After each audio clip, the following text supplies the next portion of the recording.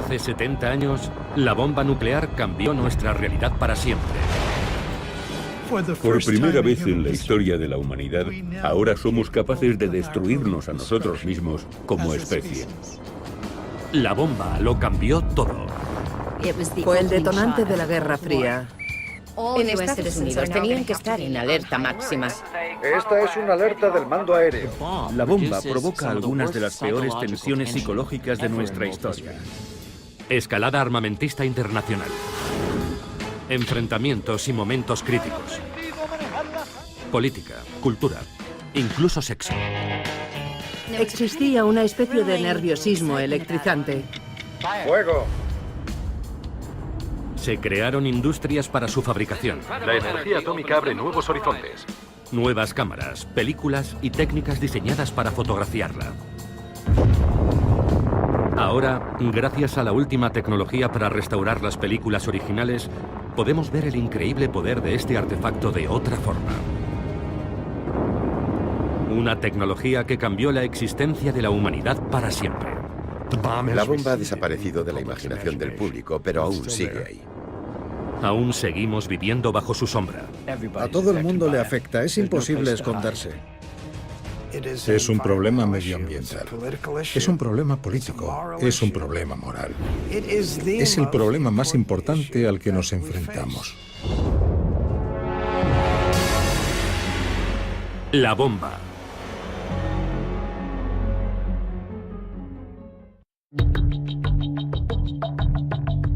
Apareció en el desierto de Nuevo México.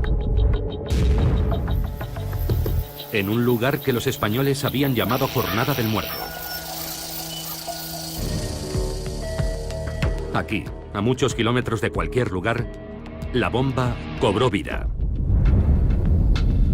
El punto exacto es inaccesible, oculto en el interior de un campo de tiro militar de 8.000 kilómetros cuadrados.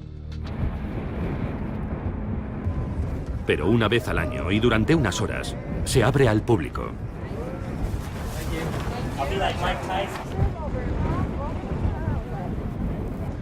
Los visitantes llegan de todas partes, como peregrinos a un santuario, para posar en el punto exacto donde comenzó la era nuclear.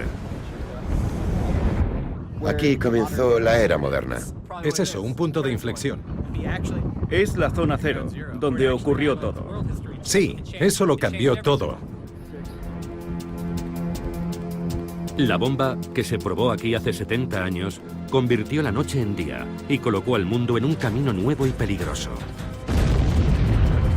Fue el comienzo de más de 1000 explosiones nucleares a lo largo de 5 décadas. Prueba tras prueba, en paisajes desiertos e islas diminutas.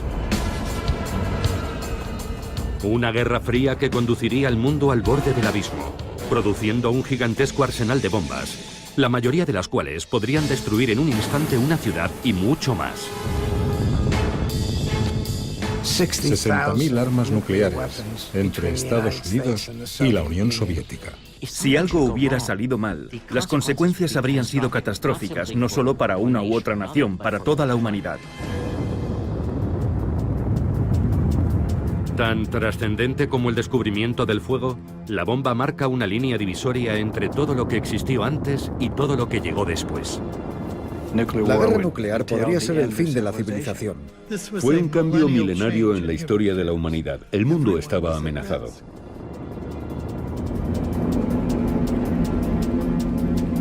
La fuerza que apareció por primera vez en este lugar. Un poder que supera a nuestra imaginación.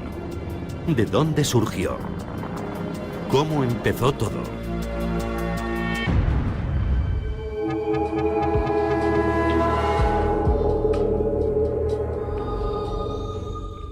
La comprensión sobre el funcionamiento del mundo sufrió una auténtica revolución. Y en 1938 en Alemania, y es importante subrayar en Alemania, tuvo lugar la mayor de todas las revoluciones. En Berlín, dos químicos alemanes, Otto Hahn y Fritz Strassmann, descubren que el uranio bombardeado con neutrones crea una nueva sustancia, el bario. No tienen ni idea de por qué, pero una amiga, la física Lise Meitner, se da cuenta rápidamente. Han dividido el átomo de uranio. lo que ella llama la fisión nuclear. Meitner publica sus conclusiones en la revista Nature. La noticia empieza a difundirse entre la comunidad internacional de físicos. Las implicaciones del descubrimiento fueron evidentes para todos los físicos. Con una pequeña cantidad de material podías producir una cantidad enorme de energía. El momento no podía ser peor. La Alemania nazi se encuentra en su punto álgido. Adolf Hitler está a punto de iniciar la Segunda Guerra Mundial.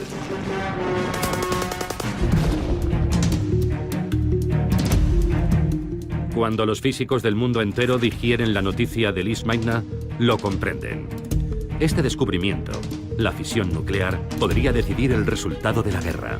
El uranio es fisible, bombardeado con un neutrón, Produciendo Una enorme cantidad de energía. Mucha energía. según la ecuación de Einstein. E igual a mc cuadrado. cualquier físico sabía. En todo el mundo.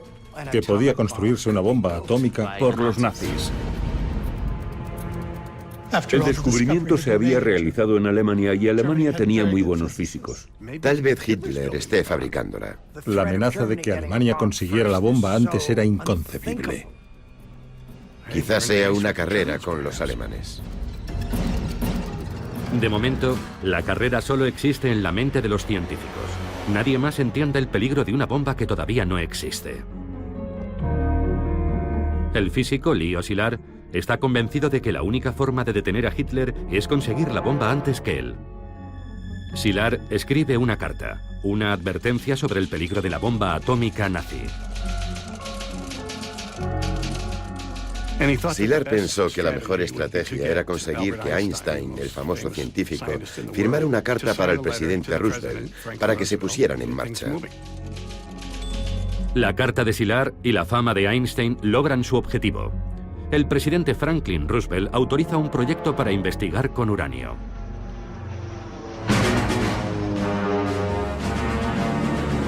Dos años después, tiene lugar el ataque japonés sobre Pearl Harbor.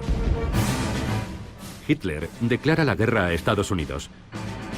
América lucha en dos guerras, contra Alemania en Europa y contra Japón en el Pacífico. De repente, el programa de investigación sobre el uranio de Roosevelt adquiere una importancia trascendental. Una investigación científica está a punto de convertirse en un programa de urgencia para fabricar la bomba atómica.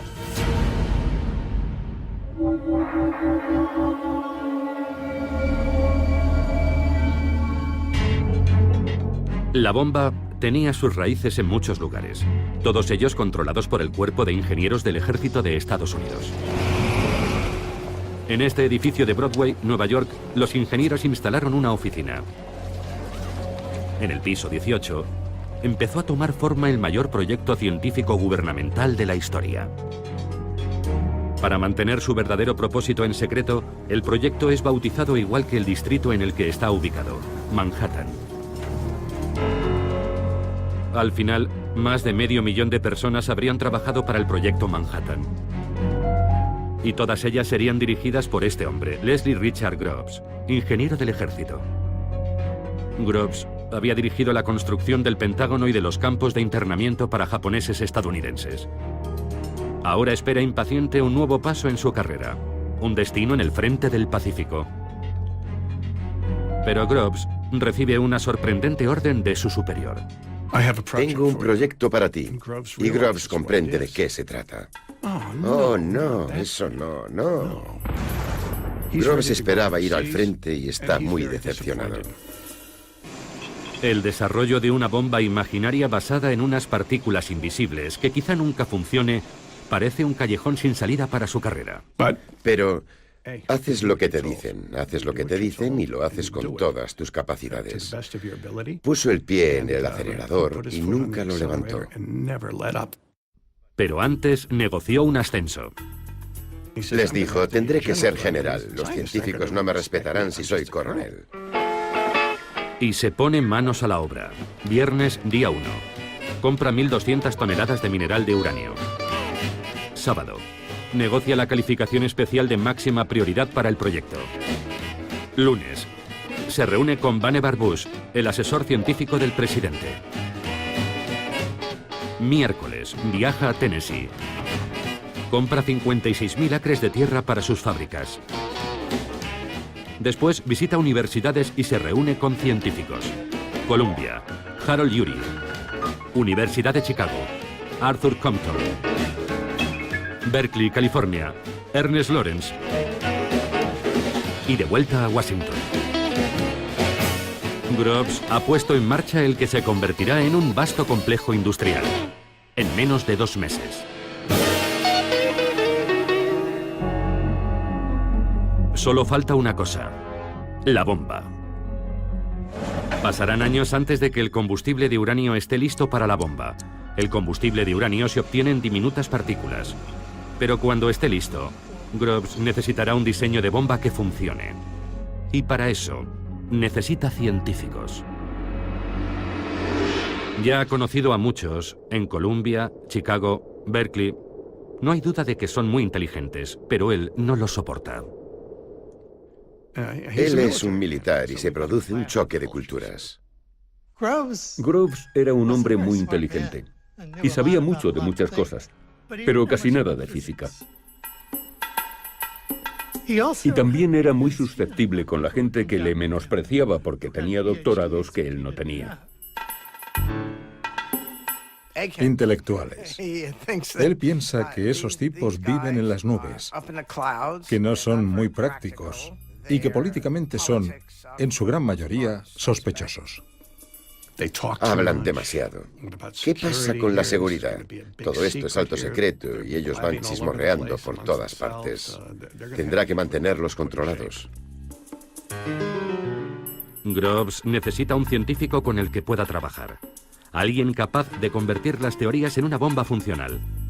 Y de dirigir un laboratorio. Y de manejar un equipo formado por las mentes más brillantes y caprichosas jamás reunidas en un solo lugar. Desoyendo el consejo de los físicos más veteranos de Estados Unidos, Groves elige a Robert Oppenheimer. ¿Oppenheimer? Oppenheimer dirigía seminarios para graduados de 15 personas, nada más. Ni un puesto de hamburguesas. Carecía de experiencia administrativa. El equipo de seguridad de Groves se oponía a Oppenheimer. Estaban horrorizados. Su mujer es comunista, su hermano es comunista, su cuñada es comunista. Aún así, el sensato general ve algo que le convence en este brillante soñador. Oppenheimer era muy bueno explicando las cosas. Y explicaba todo de una forma tan maravillosa y respetuosa al general Groves que éste simplemente quedó deslumbrado y pensó, este es mi hombre. Fue una decisión brillante y muy perspicaz. Oppenheimer comprendía mejor que nadie lo que se necesitaba hacer. Y Oppenheimer vio en Groves algo absolutamente esencial. La habilidad de Groves para conseguirle todo lo que deseara. Cualquier persona, cualquier recurso, lo que fuera. El general Leslie Groves y el doctor Robert Oppenheimer, aun siendo completamente opuestos y cada uno de ellos un virtuoso a su manera, juntos estaban hechos para este momento. Estaban muy unidos y ambos vieron en el otro lo que yo llamo su camino a la inmortalidad.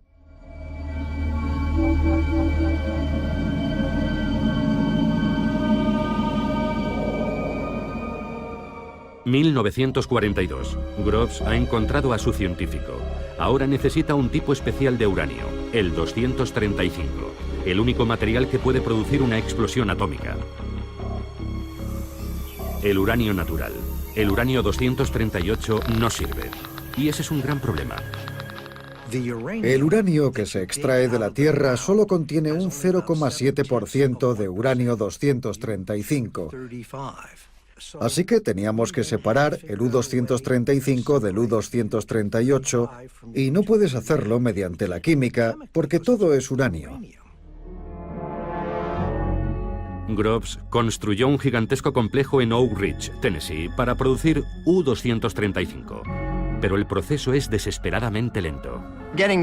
Obtener U-235 en cantidades diminutas no es difícil, pero como tienes que hacerlo átomo a átomo, es una enorme tarea. Solo para una bomba se necesitan kilos de uranio. y conseguirlos átomo a átomo llevaría años.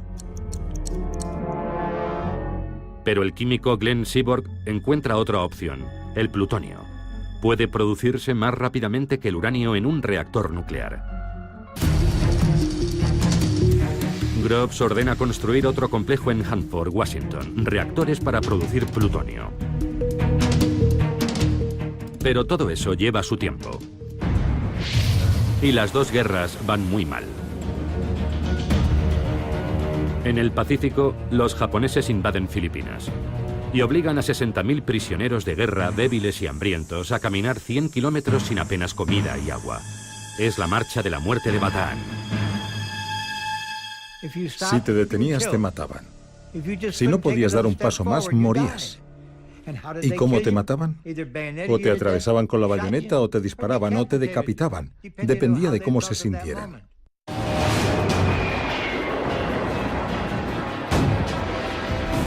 La guerra con Alemania también va mal. Los submarinos alemanes siembran el caos en el Atlántico.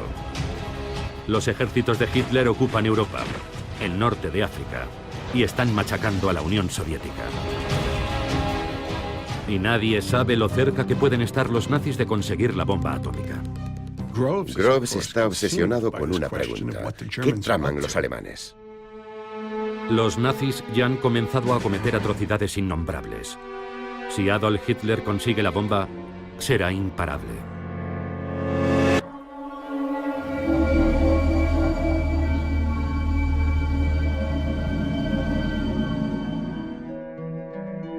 La bomba había nacido en la mente de los hombres. Pero para fabricarla necesitaban estar aislados, libres de distracciones y el mayor secreto. Aquí, en lo más profundo de las montañas Hemed, podrían seguir sus pensamientos, hacer cálculos y resolver sus ecuaciones. Los Álamos, Nuevo México, el lugar donde trabajaron los científicos, fue creado por y para la bomba. Hoy solo quedan algunos restos de sus comienzos. Una vieja cantina. Barracones del ejército. La casa de Robert Oppenheimer. Y el edificio principal de lo que antaño fue un colegio privado para chicos. En 1942, Oppenheimer le dice a Groves que este es el lugar perfecto para el laboratorio secreto. En lo alto de una colina, en medio de un bosque nacional, con tan solo una línea telefónica conectada al exterior. Está aislado. Mantendremos a esos científicos lejos de todo a lo que están acostumbrados y así podremos vigilarlos. Y cerraron el colegio. ¡Bum! Podemos empezar ya. Oppenheimer debe convencer a algunos de los mayores talentos de Estados Unidos para que se trasladen a un lugar en mitad de la nada, a vivir tras las alambradas durante un tiempo indefinido. Un buen vendedor debía convencerlos para que fueran a los Álamos, y a Oppenheimer se le daba muy bien. Al final serían miles los reclutados para trabajar en la bomba. Hal Bell era ingeniero aeronáutico. Lily Horning y su esposo Don eran científicos. Para todos, su incorporación al proyecto empezó con una conversación críptica y misteriosa. Había un comandante detrás del escritorio y dijo: tengo un trabajo muy elitista para vosotros, solo aceptamos voluntarios. Cuénteme más. Y dijo: no puedo. A Don le preguntaron: ¿te gustaría tener otro trabajo? Y dijo: cuéntame un poco más. Y él contestó: no puedo. Dígame dónde sería. No puedo. ¿En qué parte del país? ¿Norte, sur, oeste? No, no puedo decirle nada. Le pregunté: dígame lo que haría. No puedo. Yo le dije: si cree que voy a presentarme voluntario, está loco. No voy a arriesgar mi futuro por algo de lo que no sé absolutamente nada. Es ridículo. Y me dijo: Horning, ¿has visto esos carteles en la oficina de correos en los que el tío Sam te señala con el dedo? A Don le pareció muy sensiblero, pero recibimos el mensaje. Al día siguiente estaba de camino a Oak Ridge. Sin embargo, incluso en mitad de una emergencia nacional como aquella, algunos activos son ignorados. Las mujeres de los Álamos llevaban los colegios, las bibliotecas, hacían gran parte de los cálculos, pero aquel era un entorno masculino. Algunas mujeres trabajaban como mecanógrafas y operadoras. Pero entre los más de 400 científicos, menos de 10 eran mujeres. Lily Hornin era una de ellas. ¿Eres rápida escribiendo a máquina? Les dije, yo no escribo a máquina. ¿Y por qué crees que puedes trabajar aquí? Les dije que era licenciada en química con una maestría y un año de experiencia. Al final me ofrecieron un trabajo en el departamento de unas mujeres, pero dejaron muy claro que no estábamos en la primera categoría. La primera lección que recibían era mantener el secreto. Oficialmente, Los Álamos no existe. Se llama Sitio Y, o La Colina. Y la bomba solo es nombrada como el artefacto. Solo necesitas saber lo suficiente para hacer tu trabajo, nada más. Y no hagas preguntas acerca de ninguna otra cosa. Todo era alto secreto, haz lo que te dicen. No me dieron ninguna información preliminar. Ellos sabían perfectamente quién era yo y por qué estaba allí. Y eso era más de lo que yo sabía. Yo apenas sabía nada del proyecto. Había oído algunos rumores acerca de que allí se construían globos, submarinos. No se hablaba de bombas, átomos, uranio. No hablabas de nada. Mi mujer no sabía lo que hacíamos. Oak Ridge, donde se produce el uranio, se había creado prácticamente de la noche a la mañana. Un año antes, esa ciudad solo era una granja. Y de repente había una gran ciudad con 70.000 habitantes, casas, calles. Los Álamos, Nuevo México, estaba mucho más aislado y menos desarrollado. Hugh Brabner, uno de los científicos de Los Álamos, tiene una cámara de cine. Las películas caseras de los Brabner nos ofrecen un valioso testimonio de la vida en Los Álamos. Su valor es extraordinario porque no existen más películas. Es una visión del interior de la instalación más secreta del mundo, en lo más profundo del lejano oeste. Muchas de esas personas procedían de medios urbanos y académicos, y aquí llevaban una vida bastante primitiva. Las condiciones de vida eran muy duras. Podías abrir el grifo y tenías tantas probabilidades de que salieran gusanos como de que saliera agua. Había barro por todas partes durante la estación lluviosa. El lado bueno eran las fiestas y que Oppenheimer era un gran director de laboratorio. Y el ponche estaba animado con alcohol puro de laboratorio. Así que se convirtió en algo muy emocionante. La media de edad es de 25 años. Y todos saben que su trabajo quizás sea lo único que pueda evitar una bomba atómica nazi. Yo llegué a Estados Unidos a los 12 años desde la Alemania de Hitler. Y mi motivación tenía mucho que ver con eso. A todos les dijeron que podían acortar la guerra con sus esfuerzos y era todo lo que necesitaban saber. En la primavera de 1944 ya tienen un diseño. Se parece a un cañón. Una pieza de uranio fisible se dispara contra otra pieza, logrando una masa crítica y la explosión nuclear. Es muy simple, pero no hay combustible suficiente para probarlo. La producción de uranio es tan lenta que se necesitarían años para producir suficiente combustible para una sola bomba. El plutonio puede producirse con mayor rapidez, y esa es la clave para fabricar muchas bombas. El éxito del proyecto depende de que el plutonio funcione. Cuando el físico Emilio Gino Segre obtiene la primera y diminuta muestra de plutonio en Hanford, hace un descubrimiento terrible. Una bomba de plutonio no estallaría, se fundiría. La bomba de plutonio de tipo cañón no funcionaría. Era un desastre. Solo había uranio suficiente para una sola bomba de tipo cañón. Si no podían usar el plutonio, solo habría una bomba.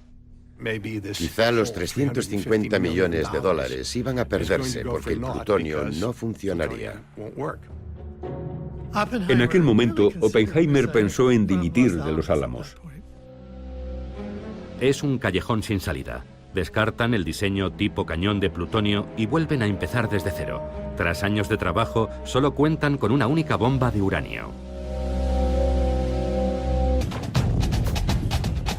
Verano de 1944. Los aliados han invadido Francia, pero el resultado aún es dudoso. Los científicos nazis han creado nuevas y aterradoras armas. El primer caza a reacción del mundo.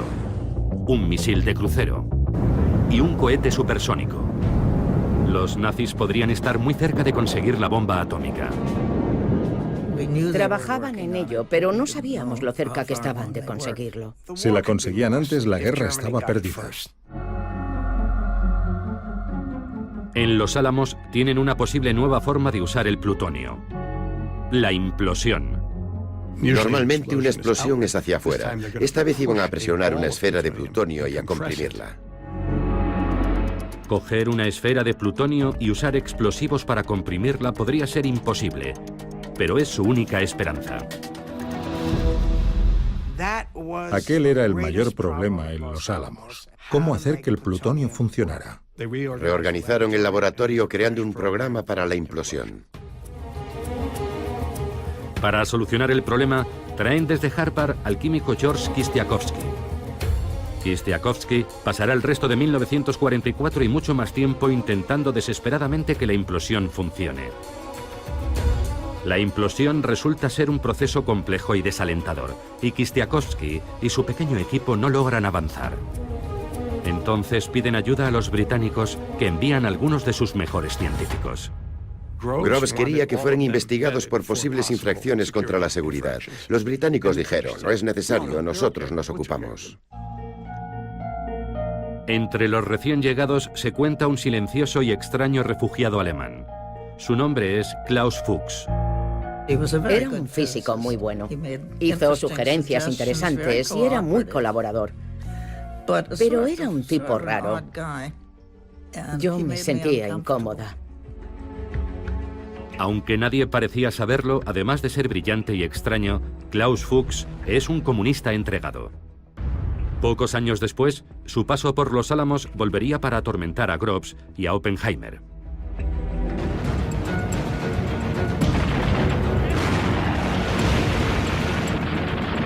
A comienzos de 1945, la guerra en Europa se encuentra en sus últimos meses. La Alemania nazi está siendo aplastada por estadounidenses, británicos y franceses en el oeste, y soviéticos en el este. En Los Álamos, el diseño de la bomba de uranio de tipo cañón está terminada, y solo falta el uranio. En verano habrá suficiente para una sola bomba. En cuanto a la bomba de plutonio, siguen trabajando en la implosión. Entonces, en abril, sucede la tragedia. Cuando supieron que su presidente había muerto, la gente corriente preguntó a la señora Roosevelt, ¿qué podemos hacer para ayudar? Ahora la máxima autoridad sobre la bomba recae sobre el nuevo presidente Harry Truman. Mis obligaciones y responsabilidades son claras, y las he asumido.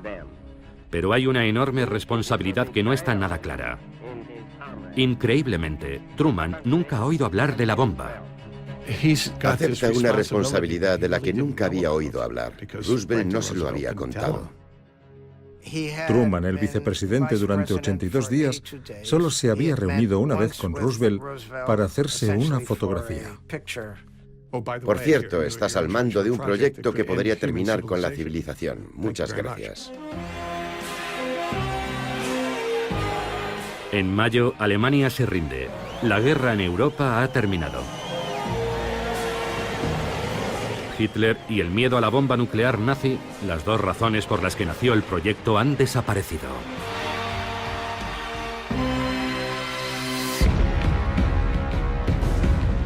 Pero en el Pacífico la guerra contra Japón sigue siendo feroz. El trabajo no había terminado.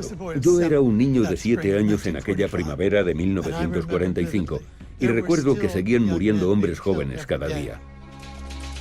Puede que el temor a Alemania inspirara la carrera nuclear, pero Japón es ahora el único enemigo y por lo tanto el objetivo de la bomba.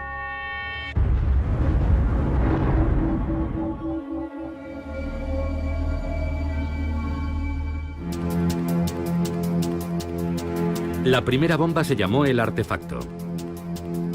3 años y $2.000 millones después lo conseguían. Una esfera de 2 metros llena de baterías, componentes electrónicos, explosivos, cubierta con cables para detonarla y medir lo que pasaría. En su interior, una esfera de plutonio del tamaño de una naranja, el núcleo. Si funciona, el mundo nunca volverá a ser el mismo. Todo se decide en un ensayo en el desierto de Nuevo México. Nombre en clave Trinity. Julio de 1945. Llevan meses con los preparativos, construyendo caminos, refugios y búnkeres, kilómetros de cables. Es el mayor experimento científico de la historia. Si funciona, será la primera explosión atómica en el mundo. No tienen ni idea de lo que puede pasar. Necesitan medir, registrar, fotografiarlo todo. Niveles de radiación, ondas expansivas, temperaturas, todo se desconoce y debe documentarse.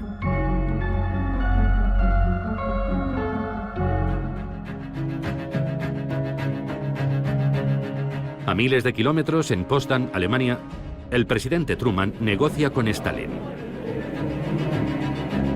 ¿Esconderá un as atómico en su manga? Todo depende del ensayo Trinity. Mientras, en Nuevo México, George Kistiakowsky ha descubierto un problema. Todo indicaba que la bomba sería un fracaso. Mientras lo vertían, el explosivo se había recalentado y podían haberse formado burbujas en su interior. Kistiakowsky decidió rellenar esas burbujas con explosivo líquido. Kistiakowsky tenía que agujerear el explosivo y rellenar cuidadosamente cada burbuja. El resultado dependía de su trabajo y no podían saber si funcionaría. Se realizó un ensayo el 14 de julio, una prueba con explosivo real que salió muy mal. Aquello hizo que todos se preocuparan aún más. El tiempo se agota. Lo único que pueden hacer es seguir y cruzar los dedos. Suben la bomba hasta lo más alto de una torre de acero de 30 metros. Colocan colchonetas debajo por si acaso. Miles de personas y años de trabajo corren peligro. La última pieza crucial, el núcleo de plutonio del tamaño de una naranja, una caja de 350 millones de dólares que es trasladada en coche desde Los Álamos. En Potsdam, Truman espera. La prueba está programada para esa misma noche. Empezó a llover y tuvieron que posponer la prueba. Había mucho nerviosismo. Casi todos los presentes tenían un nudo en el estómago por todos aquellos circuitos electrónicos. Había 1 millón de cosas que podían salir mal.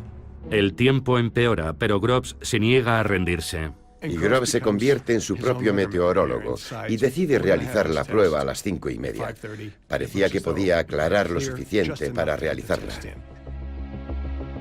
Estaba empezando a amanecer. Oímos la cuenta atrás. 16 de julio de 1945. 3 años. Cientos de miles de personas. El futuro de Groves y Oppenheimer. Sus carreras están en juego. Se han gastado 2.000 millones. Ciencia teórica. Un presidente esperando. La posibilidad de poner fin a la peor guerra de la historia. ¿Funcionará?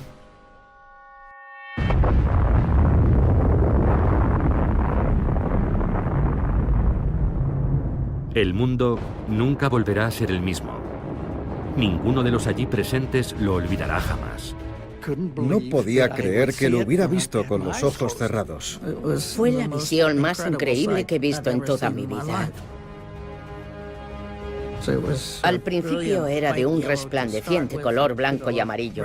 Después cambió a rojo, naranja, púrpura, azul. Yo estaba allí de pie con la boca abierta. El ingeniero Jack Abbey había llevado su cámara. Abrí el diafragma al máximo. La instantánea de Jack Abbey es la única fotografía en color correctamente expuesta de aquella noche.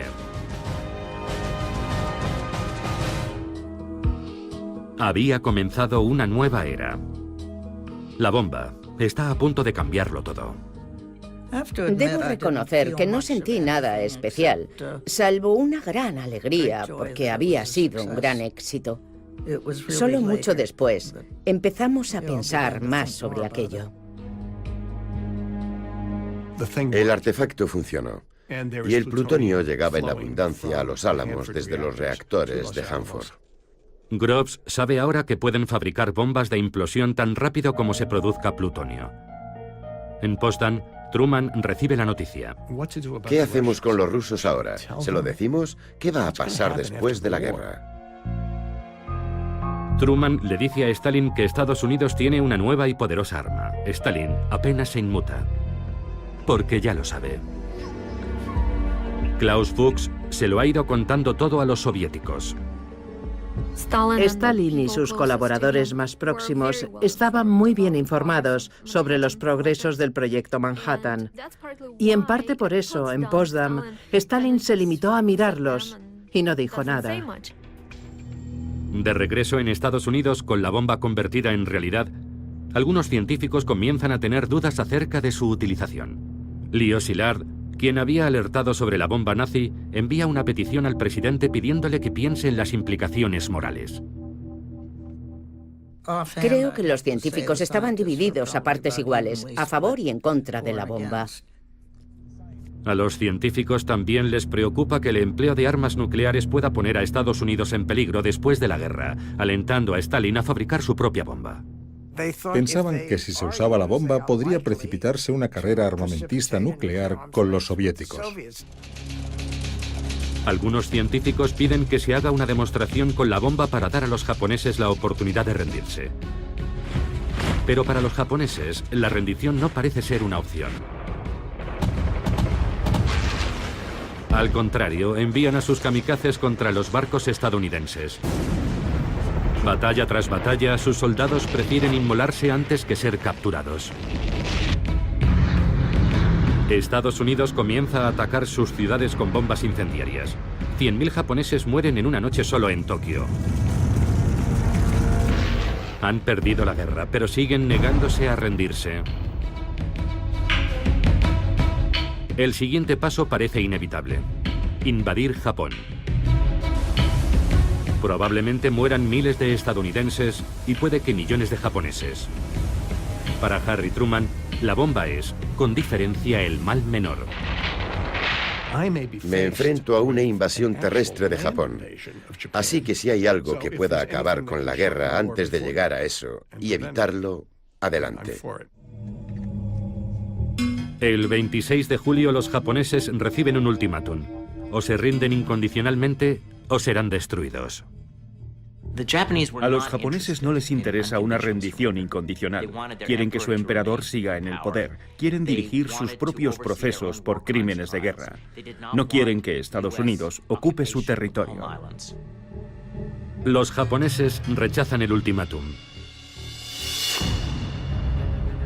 Es entonces cuando todas las piezas comienzan a encajar. Unos líderes japoneses incapaces de detenerse. Un proyecto de $2.000 millones en la carrera por fabricar la bomba atómica.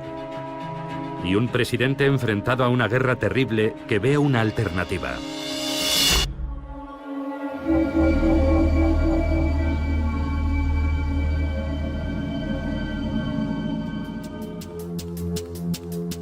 Lo que sucede a continuación, el lanzamiento de 2 bombas atómicas sobre Japón en agosto de 1945, se convertirá en la decisión más controvertida de Estados Unidos. Increíblemente, 70 años después, las evidencias sugieren que en realidad el presidente nunca dio la orden. Quizá una vez fabricada la bomba, fuera más difícil detenerla que lanzarla. Existe un debate acerca de si Truman autorizó realmente o no el uso de la bomba.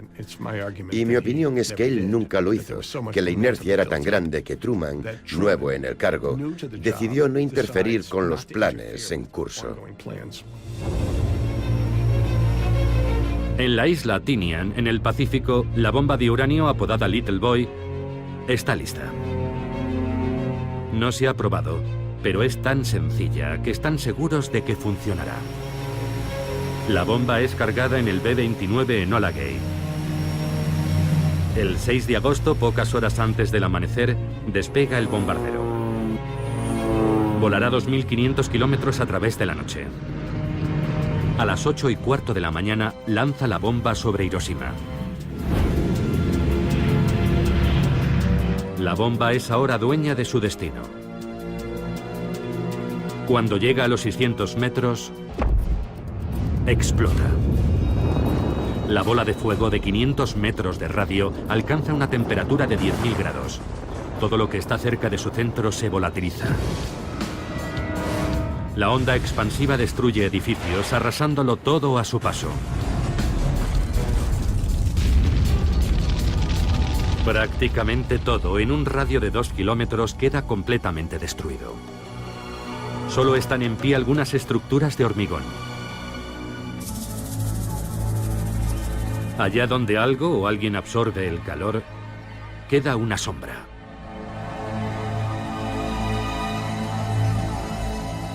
Como mínimo murieron 80.000 personas.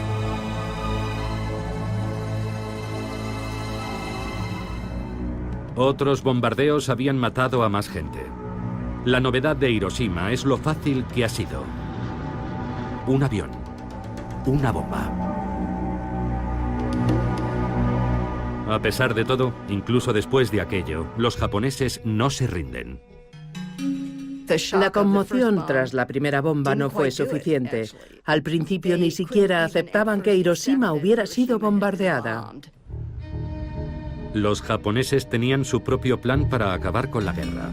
Mantenían conversaciones secretas con los soviéticos, con la esperanza de que los rusos rompieran su acuerdo con Estados Unidos. Querían una rendición condicional. 2 días después, la Unión Soviética declara la guerra a Japón. Las negociaciones que esperaba Japón para una rendición condicional están rotas. Aún así, sigue sin haber señales de rendición. El nivel de resistencia en el gobierno japonés era muy difícil de entender. Era muy grande. En Tinian, los soldados preparan la siguiente bomba, apodada Fat Man, mientras el presidente Truman se dirige a la nación. Si no aceptan nuestras condiciones, pueden esperar una lluvia de destrucción desde el aire como la que nunca se ha visto en esta tierra. El 9 de agosto despega un B-29 con la bomba Fat Man a bordo. El objetivo es Kokura. Pero las nubes ocultan Kokura y el avión cambia de rumbo hacia un objetivo alternativo. Miles de personas se han salvado gracias a la nubosidad. Otras morirán en su lugar. La segunda ciudad alcanzada por la bomba atómica no será Kokura, sino Nagasaki.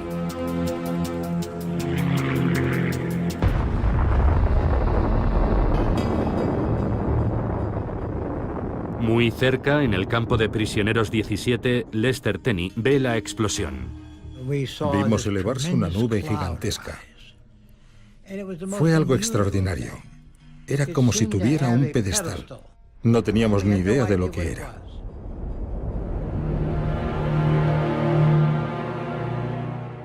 $70.000 personas murieron. Pero a pesar de la invasión soviética y las 2 bombas, los líderes japoneses seguían negándose a aceptar la rendición. Los rusos les invaden y aún así no se rinden. Cuando lanzan la segunda bomba, el emperador decide rendirse. Incluso entonces el ejército japonés se niega. Nada habla a favor de los japoneses. Nada. El emperador y sus consejeros despreciaban totalmente las vidas de los ciudadanos que se habían perdido. Les traía sin cuidado el sufrimiento que estaba padeciendo su pueblo.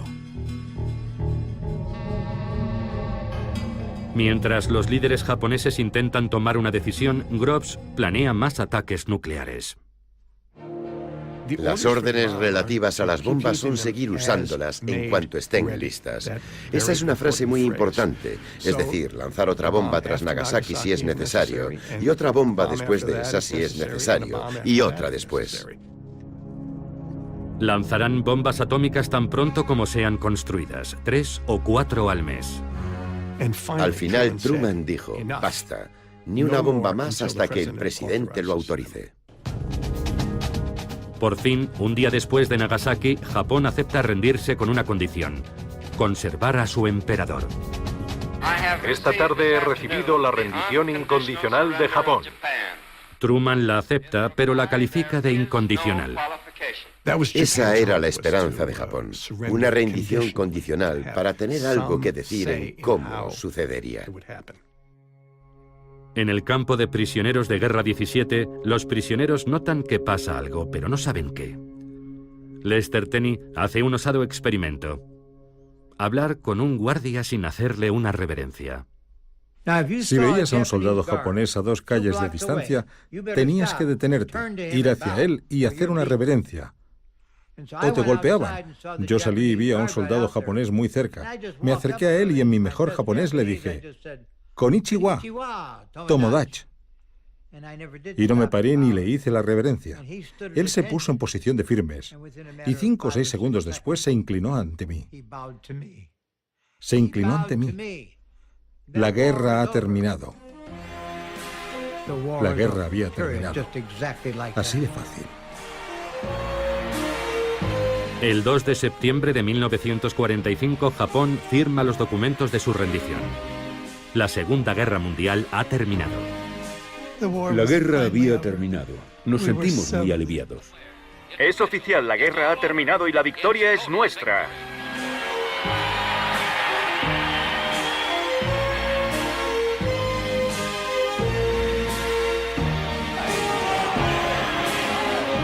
Es la hora de las celebraciones, y no solo por el final de la guerra, también por la nueva y extraordinaria bomba que ayudó a ganarla. Tras muchos años en secreto, el artefacto se convierte en la gran noticia. De repente no solo es público, también está en todos los periódicos. Compré media docena de periódicos de todo tipo, pero fue un auténtico shock. Es una era completamente nueva, la era atómica, con una historia propia sobre su génesis. Ciudades secretas, fábricas gigantescas, el genio y el general pasan a formar parte de la cultura popular. Y la prensa enloquece. La era atómica entra en el umbral de la historia.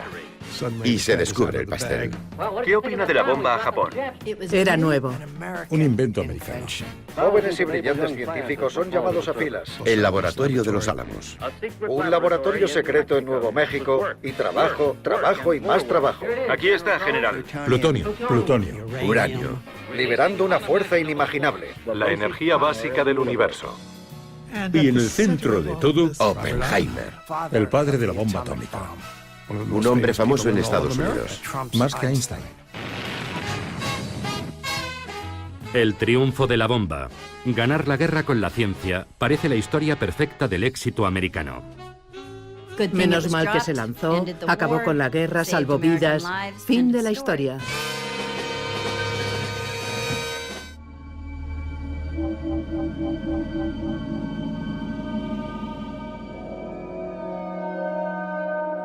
La bomba parecía haber encontrado la respuesta a cómo acabar con la guerra, pero también había planteado nuevos interrogantes.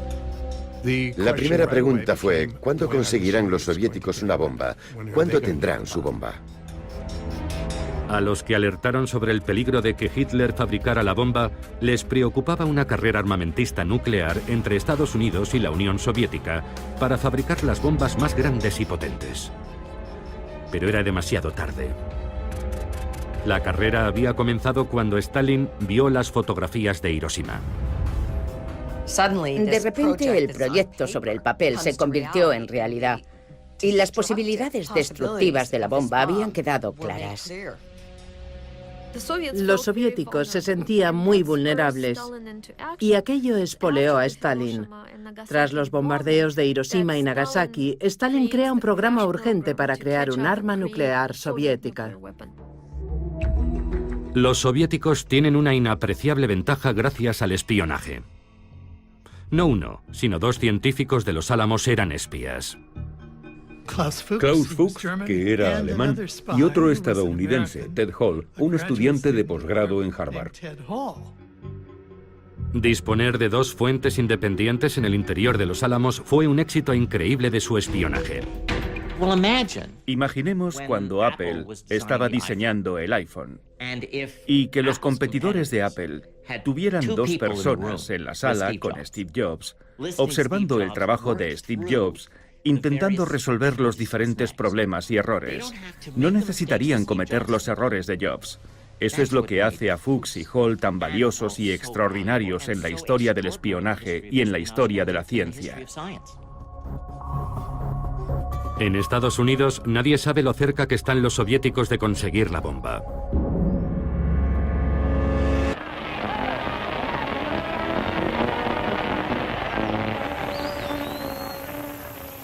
Cuando la guerra termina, los estadounidenses vuelven a la normalidad y disfrutan de la paz.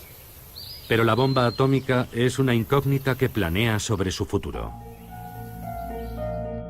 El proyecto Manhattan sigue operativo. ¿Qué hacemos con la bomba? ¿Cuántas tenemos? ¿Cuántas más fabricamos? En Nuevo México, los científicos esperan impacientes el momento de regresar a sus hogares y universidades. Había profesores jóvenes que tenían buenos trabajos y también había estudiantes que aún no habían terminado sus estudios. Hay que recordar que vivían en pequeñas cabañas de madera con estufas de carbón, que la comida era mala y que las calles estaban llenas de barro. En cuanto la guerra terminó, todo el mundo se marchó. La ciudad pasó de tener 3.000 o 4.000 personas a 1.000 en cuestión de semanas. Robert Oppenheimer, cuya visión creó los Álamos, es uno de los que se marcha. El laboratorio que él había construido parecía destinado a desaparecer. Hace 70 años, la bomba nuclear cambió nuestra realidad para siempre.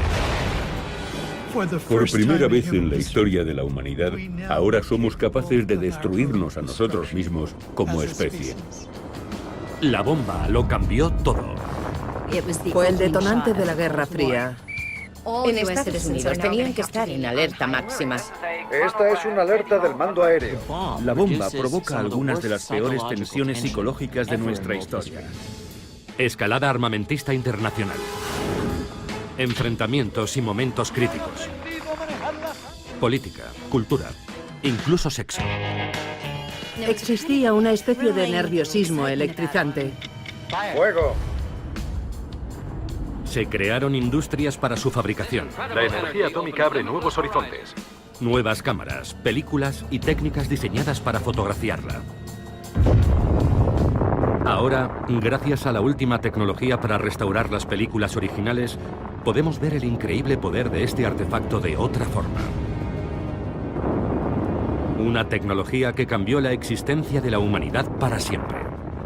La bomba ha desaparecido de la imaginación del público, pero aún sigue ahí. Aún seguimos viviendo bajo su sombra.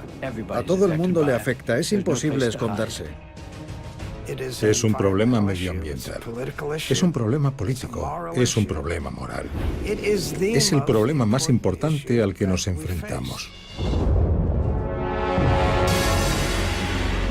La bomba.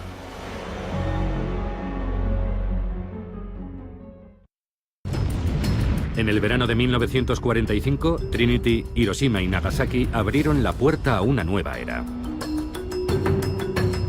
Pero no sería hasta un año después, en el verano de 1946, cuando un hecho crucial decidiría el futuro de la bomba. Estamos aquí para escoger entre los vivos y los muertos. En junio, en las Naciones Unidas, Estados Unidos ofrece al mundo un plan para deshacerse de la bomba atómica. 1. La fabricación de bombas atómicas debe detenerse. 2. Todas las bombas existentes serán destruidas en cuanto se firme el tratado. Estados Unidos renunciará a sus bombas atómicas si el resto de los países se compromete a no construirlas y aceptan las inspecciones. Es lo que se conocerá como confiar pero verificar. Los soviéticos se niegan a aceptar nada a menos que Estados Unidos desmantele su arsenal. La batalla para salvar a la humanidad de su propia destrucción sigue detenida. Es más tarde de lo que pensamos y aún no hay un acuerdo. El debate prosigue. En junio de 1946, la carrera armamentista nuclear está a punto de explotar. El tiempo se mide en segundos. 5, 4, 3, 2, 1... ¡Fuego! Pocas semanas después, una bomba atómica envía al fondo del océano a una gran flota de buques de guerra. Hoy, esos barcos siguen en el mismo lugar en el que se hundieron, en el atolón de Bikini. Allí, en julio de 1946, por primera vez, el público está invitado a presenciar una explosión atómica. El ejército estadounidense descubrirá su vulnerabilidad ante su propia bomba. El futuro de los Álamos quedará garantizado. Todo ello como resultado de un acontecimiento llamado Crossroads, encrucijada.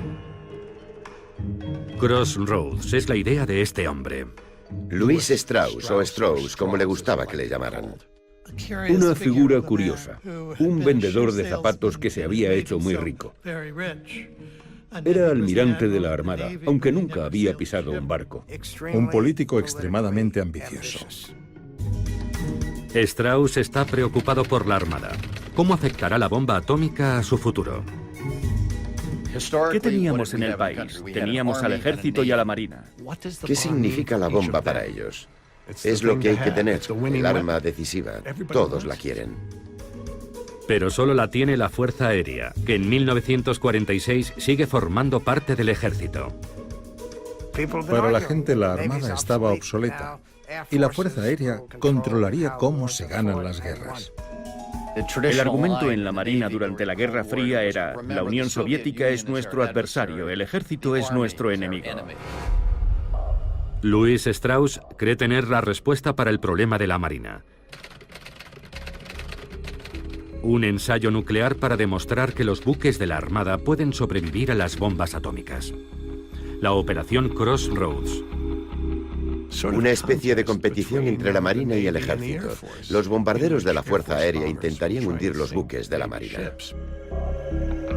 La primera baja en esta contienda es Leslie Groves. La Marina, no Groves, estará al mando de la Operación Crossroads. Harán la prueba en mitad del Océano Pacífico, en la pequeña isla de Bikini. La Marina desaloja a los habitantes y reúne a la flota que hará de blanco. 90 barcos capturados a alemanes y japoneses y excedentes de Estados Unidos serán bombardeados.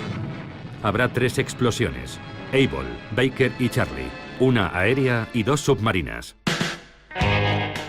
Crossroads es una operación gigantesca. $100 millones, 42.000 hombres y 240 barcos, sin contar los barcos Diana, instrumentos, cámaras y más cámaras. Películas, kilómetros y kilómetros de película. Animales para que los médicos puedan estudiar los efectos de la bomba en seres vivos. Y reporteros de todo el mundo. Una demostración, un espectáculo. Al final todo está listo. Ha llegado el día de Able. 1 de julio de 1946. Comienza el espectáculo. El bombardero, el sueño de Dave, ruge al despegar. Para la primera prueba, Able se lanzará la bomba desde un avión. La escotilla de lanzamiento se abre. El avión se aproxima y lanza la bomba.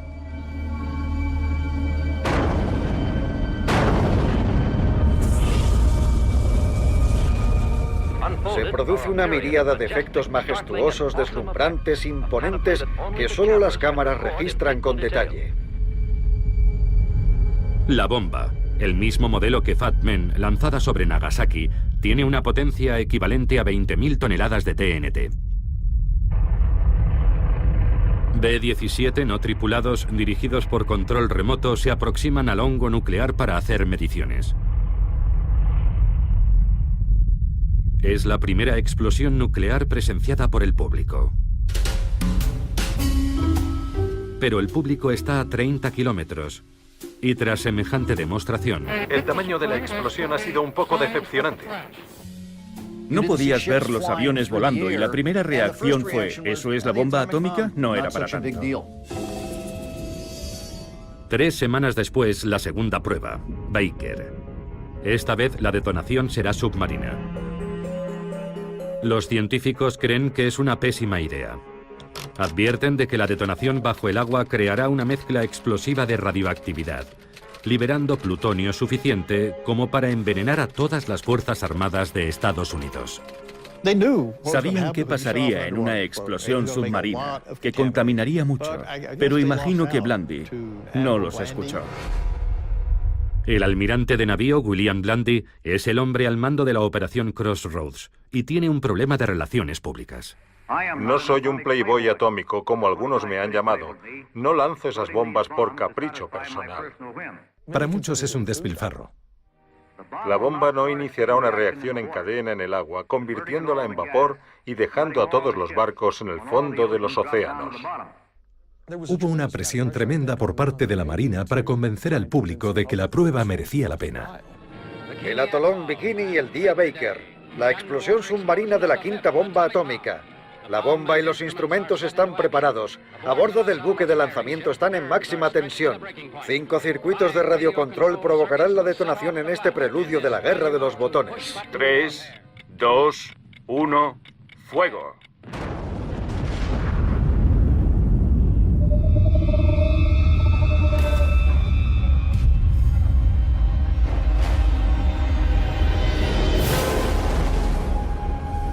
La onda expansiva submarina es claramente visible. Solo en el primer segundo se elevan en el aire 2 millones de toneladas de agua marina. En su ascenso, el agua crea una columna de casi 1 kilómetro de altura. Después, vuelve a caer. El agua que cae del cielo provoca un muro similar a la nube de agua que se crea en la base de una catarata.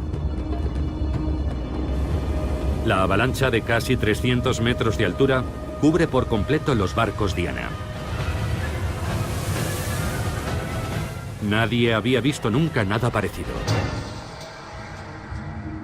La potencia brutal y la magnitud de una bomba atómica. Pero hasta ese momento, los resultados parecen muy buenos para la Marina. 75 buques han sobrevivido, hundiéndose menos de 20. La Armada sentía que había superado la prueba y Blandy dijo, la Armada puede resistir la bomba atómica. La Armada planea llevar marineros a los barcos y regresar triunfalmente con ellos a Estados Unidos. Pero hay un problema. Al principio los daños parecían escasos, pero luego la historia cambió. La ola de 300 metros que había empapado los barcos era altamente radiactiva. Los barcos están contaminados. Los contadores se repiquetean violentamente. La zona está llena de mortíferos rayos gamma, neutrones y otros rayos letales, y no existe protección contra el terrible asesino invisible. Al principio, la Marina simplemente no puede creerlo. No puedes oler la radiación ni sentirla, y aquellos marinos de la Armada volverían a sus barcos sobreviviendo a la bomba. No tienen ni idea de qué hacer a continuación. La ignorancia era absoluta. No existía ningún plan real de descontaminación. Intentan limpiar los barcos con agua marina a presión. El problema es que esa agua marina es extremadamente radiactiva. Y cuando los marineros vuelven para cambiarse de ropa, contaminan sus propios barcos. Stafford Warren, doctor de la Marina y oficial al mando de la protección radiológica, intenta cancelar la operación. Stafford Warren no quiere que los marines vuelvan a los barcos, pero es muy duro enfrentarse a toda la Marina de Estados Unidos. Desesperado, Warren saca un pez de la laguna y lo coloca encima de un trozo de película fotográfica. El pez es tan radiactivo que él solo vela la película. La luz es por la exposición de la película a la radiación. Finalmente, el almirante Blandy y la Marina se convencen. La operación Crossroads se suspende. Fue el primer desastre nuclear de la Tierra. Solo 9 barcos pudieron ser descontaminados con éxito. El resto fueron remolcados y hundidos deliberadamente.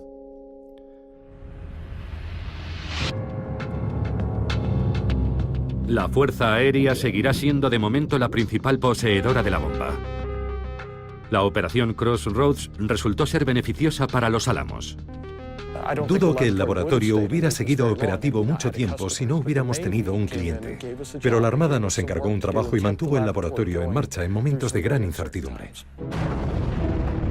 Después de julio de 1946, el laboratorio siguió creciendo, construyendo y probando más y más bombas durante las siguientes décadas.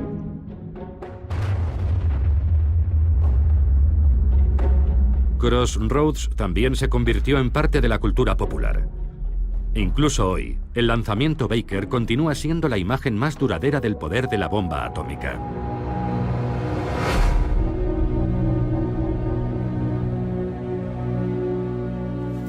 Pocas semanas después de la segunda bomba de Crossroads, un acontecimiento inesperado daría a los estadounidenses una visión mucho más oscura de la bomba.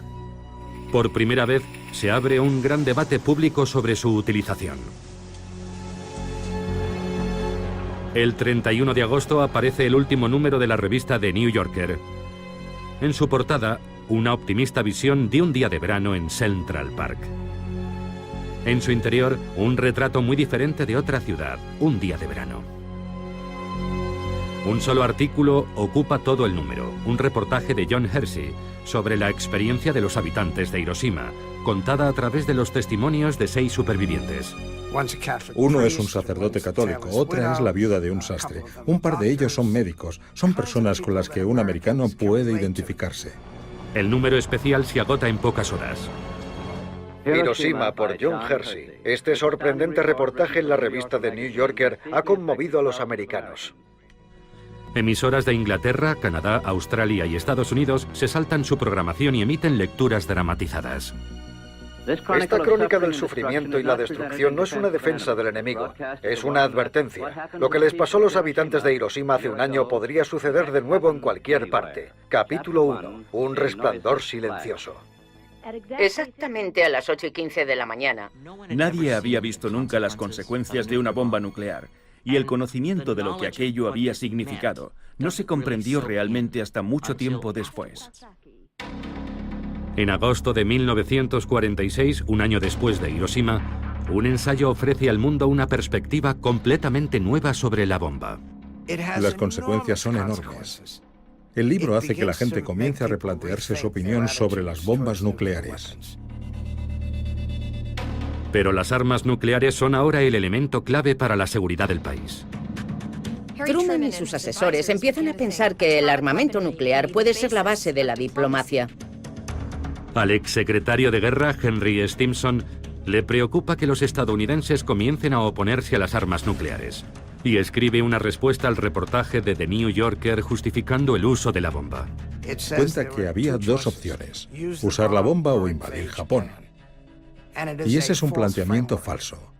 Había otras alternativas, tanto a la bomba como a la invasión. ¿Se habría rendido Japón si no se hubiera usado la bomba atómica? Es imposible contestar. No se puede reescribir la historia. Si Truman no hubiera usado la bomba, ¿por qué no lo hizo? ¿Mi hijo murió porque tú no usaste la bomba? Un avión americano ha lanzado hoy en tierra. El debate ha continuado hasta hoy.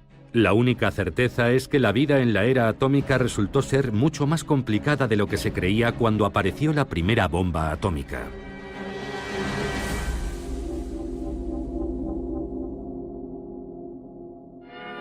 Sí, el átomo pronto iluminará nuestras ciudades y nos ayudará a fabricar electrodomésticos más fiables e indispensables.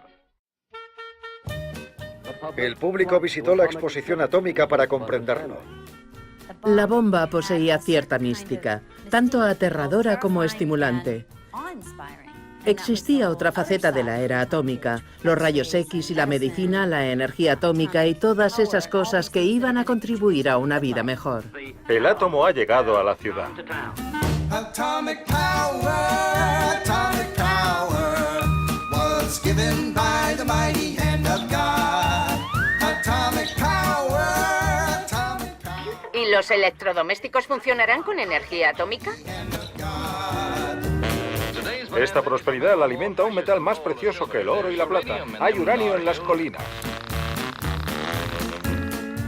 Protegerá su salud, mejorará sus alimentos, le proporcionará productos más baratos y una mayor seguridad.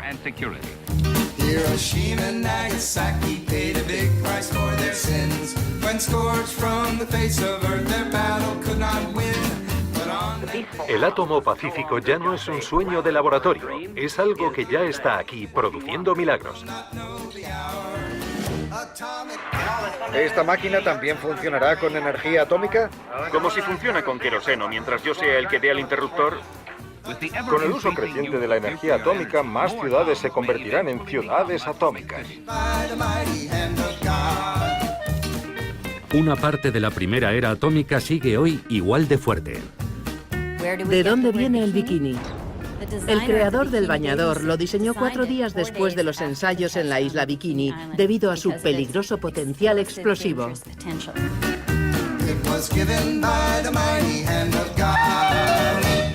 Mientras el país se adapta a la vida en la era atómica, los científicos de la primera ciudad atómica trabajan en la actualización del artefacto que supuso el comienzo de todo.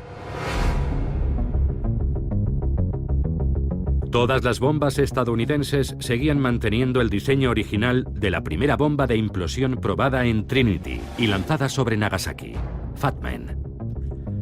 Muy pocos imaginan lo rudimentaria que era en realidad. Era un proyecto de feria de ciencias. No se producía en serie, estaba hecha a mano. Los artesanos ensamblaban las piezas, tardaban una semana en construirla. 2 años después de Crossroads, tenían un nuevo diseño que probar. Se realizarían 3 ensayos en la isla del Pacífico de Enewetak. Sandstone era el nombre en clave de la operación. La operación se componía de 3 pruebas, rayos X, Yoke y Zebra, y en cada una se probaría un diseño diferente de bomba. Pero esta vez el público y la prensa no están invitados. 5, 4, 3, 2, 1.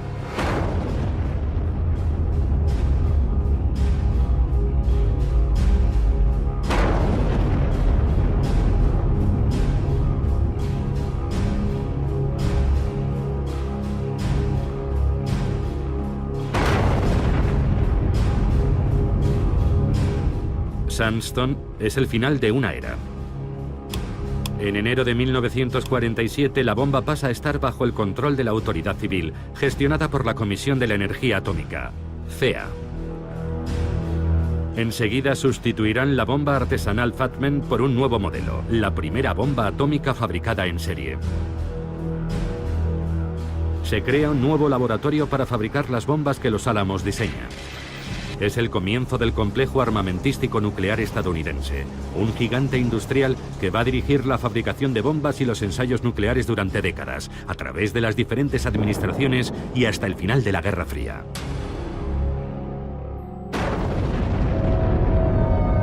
Un año después de Sandstone hay una nueva prueba nuclear. Pero esta vez no es en Bikini, en Enewetak o en Nuevo México. Es en Kazajistán. Ante la inmensa sorpresa de todos, la Unión Soviética probó su primera bomba atómica. Y el equilibrio de fuerzas cambió de forma repentina y radical. Probar la bomba atómica en la Unión Soviética era muy importante. Era una cuestión de equilibrio. Si tienes esa posibilidad, te sientes mucho más seguro. Psicológicamente nos pusimos al mismo nivel que Estados Unidos. Estados Unidos ya no podía darnos órdenes. Si el poder del átomo había sido un regalo de Dios a Estados Unidos, ahora también se lo había dado a sus enemigos. Para Estados Unidos fue un momento aterrador. ¿Cómo debía responder al hecho de que la Unión Soviética tuviera también la bomba atómica? Necesitábamos un salto cualitativo para dejar atrás a los soviéticos y seguir por delante de ellos. Algunos piensan que la respuesta es la fusión de hidrógeno, la misma energía que se produce en el Sol. Una bomba de hidrógeno o bomba termonuclear sería mucho más potente que una bomba atómica. No existe ningún límite teórico para la potencia de la bomba que puedes hacer. El principal defensor de la bomba de hidrógeno es el físico Edward Teller. Teller es bastante vanidoso y con razón, porque es un tipo muy inteligente, pero es muy difícil llevarse bien con él. Era muy creativo. Cuentan que tenía 10 ideas nuevas cada día. Una idea al mes está muy bien, pero él tenía 10 cada día. Siempre estaba dando vueltas a la idea de avanzar un paso más, desde la bomba atómica hasta la bomba termonuclear. Yo creo que tuvo mucho mérito que insistiera en ello y que lo defendiera. Pero nadie sabe cómo fabricar una bomba de hidrógeno. Incluso podría ser algo imposible de fabricar. Sabíamos hacer bombas atómicas, podíamos llenar almacenes, pero no sabíamos hacer bombas de hidrógeno. ¿Por qué dejar de producir algo seguro para hacer algo que no sabes si funciona? Es más, algunos científicos creen que ha llegado el momento de salvar al mundo, decidiendo parar. Podría haber sido un punto de inflexión. Podemos buscar la bomba de hidrógeno, pero no tenemos que hacerlo. Podemos enviar un mensaje positivo a la comunidad internacional y presionar a los soviéticos para que no sigan construyendo armas nucleares. Podemos dar un buen ejemplo. 2 meses después de la bomba atómica soviética, un comité dirigido por Robert Oppenheimer se pronuncia de forma unánime en contra del programa de urgencia para la bomba de hidrógeno. Louis Strauss y Edward Teller están furiosos. Pero la última decisión corresponde al presidente Harry Truman. La bomba de hidrógeno implicaba que Estados Unidos se impusiera límites sin tener capacidad para controlar a los soviéticos. Los soviéticos habían demostrado que podían construir la bomba atómica. Aquello suponía asumir un grave riesgo para el presidente. Los soviéticos parecían decididos a expandirse. Ya controlaban el este de Europa. En 1948, aíslan el oeste de Berlín intentando hacerse con el control. Para Harry Truman, la respuesta es obvia. La contención. Contener a la Unión Soviética, impedir su expansión, impedir que crezca o que consiga más influencia, porque si no lo hacemos avanzarán y avanzarán hasta que los tengamos en nuestras cocinas. Tenemos que avanzar en nuestro trabajo con otros países y reforzar nuestras defensas comunes. Nos une nuestro odio a la esclavitud comunista. A finales de enero de 1950, Truman anuncia que Estados Unidos fabricará la bomba de hidrógeno. Truman decide responder con un arma más potente y destructiva. Es el comienzo de la carrera armamentista. Es el comienzo de una escalada que durará décadas. Pocos días después de que Truman aprobara la bomba H, el físico Klaus Fuchs, que había trabajado en Los Álamos, es detenido por espionaje. Se sugiere que el sistema tiene filtraciones y hay que tapar esas fugas. Fue una conmoción. Era uno de los principales acontecimientos que condujeron a la era del macartismo y del peligro rojo.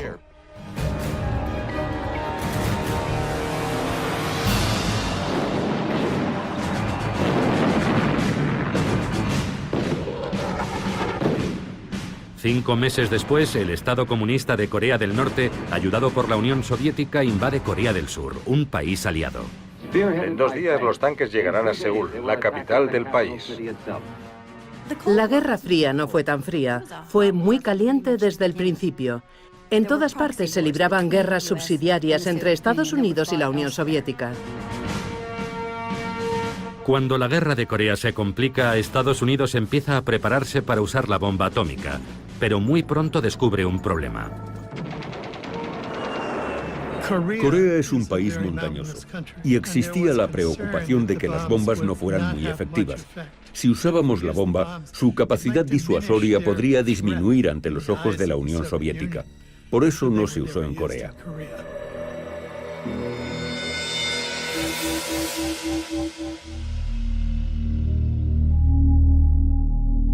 La guerra de Corea se eterniza y los soviéticos siguen haciendo pruebas atómicas con bombarderos.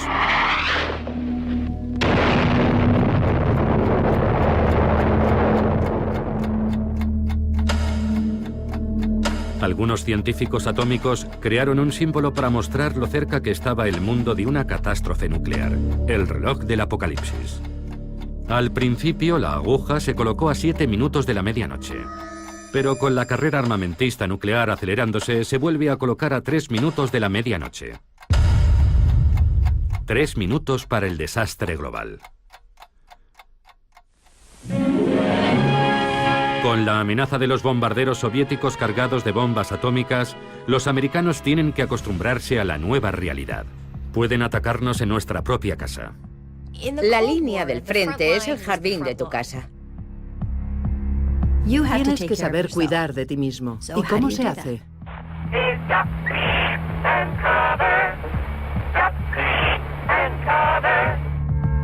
Puedes esconderte bajo el escritorio, refugiarte en el sótano y sobrevivir a todo esto.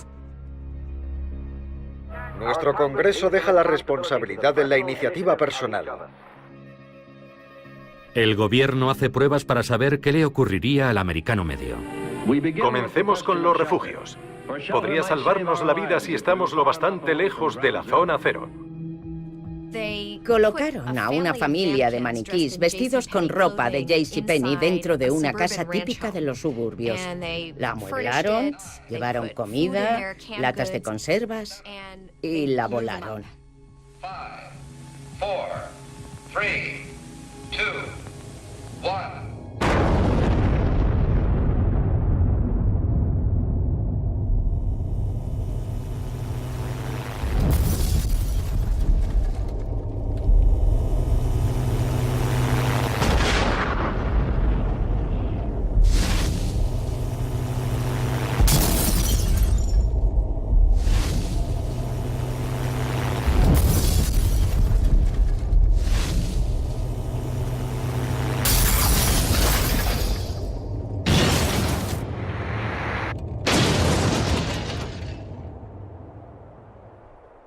De hecho, los maniquís terminaron desmembrados de las formas más variadas. Pero la lección que Defensa Civil extraía de todo eso era que si tomabas las debidas precauciones, podías sobrevivir. Pero solo si haces lo correcto. Una casa descuidada es una casa que podría estar condenada en la era atómica. Este es el resultado del ensayo de Defensa Civil para descubrir los efectos de una explosión atómica.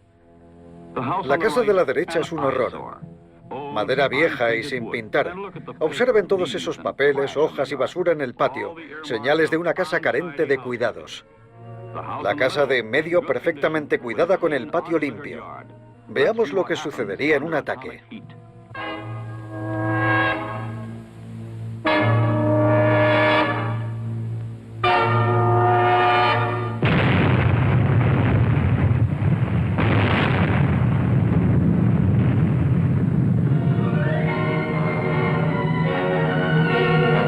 La casa de la derecha es la primera en arder. La basura es la mecha que hace arder la madera seca. La falta de limpieza doméstica ha condenado a esta casa a la destrucción. La casa de en medio, limpia, pintada y arreglada, tras el mismo ataque atómico, no llega a arder. La idea era que si limpias tu patio y no hay basura ni nada parecido, tú también puedes sobrevivir a una explosión nuclear. Es tu elección. La recompensa podría ser la supervivencia. Y es tu responsabilidad, no la del gobierno. El gobierno no puede hacerlo por ti, tú tienes que cuidar de ti. Y si no lo haces, si resultas herido, es tu culpa. Aunque limpiar podría no ser suficiente. Quizá tenga que hacer algunas reformas. Bueno, me alegro de que bajéis a ver mi refugio nuclear. Anoche acabé de pintarlo. Esta habitación puede usarse para otras cosas. Sí, Walt. Puedes usarla como dormitorio de visitas. Supuso el comienzo de un proceso de militarización en el que todo el mundo debía estar preparado. Los techos y muros gruesos protegen de la radiación. Cuanto más gruesos, mejor. La cultura de la preparación. Bien, ya está terminado mi refugio atómico. ¿Qué es en realidad la defensa civil? Es un teatro doméstico con propósitos diplomáticos. La defensa civil reforzaba la idea de que las armas nucleares eran la base de la política exterior americana, y en ese sentido era útil. Aprenderemos a salvar vidas y no os merecerá la pena lanzarnos vuestras bombas. Si nuestro enemigo cree que la sociedad puede sobrevivir, eso significa que nuestra amenaza de usar armas nucleares es más creíble.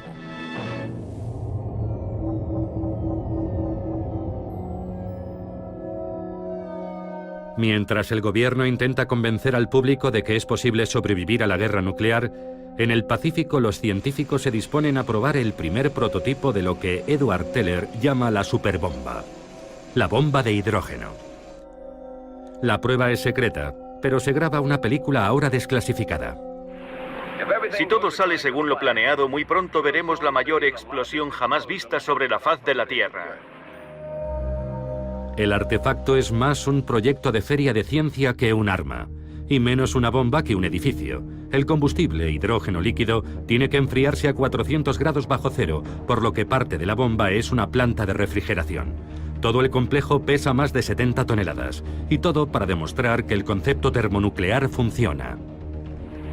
Esta es la primera prueba a escala real de una bomba de hidrógeno. Si la reacción se produce, entraremos en la era termonuclear. 30 segundos para el lanzamiento. Colóquense las gafas protectoras o gírense. No se quiten las gafas ni miren hasta 10 segundos después del primer fogonazo.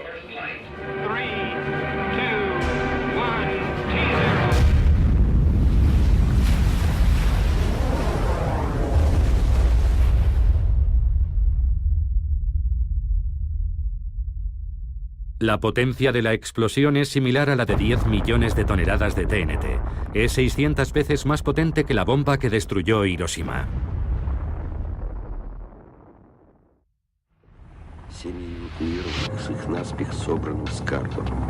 9 meses después, los soviéticos detonan su primera bomba de hidrógeno.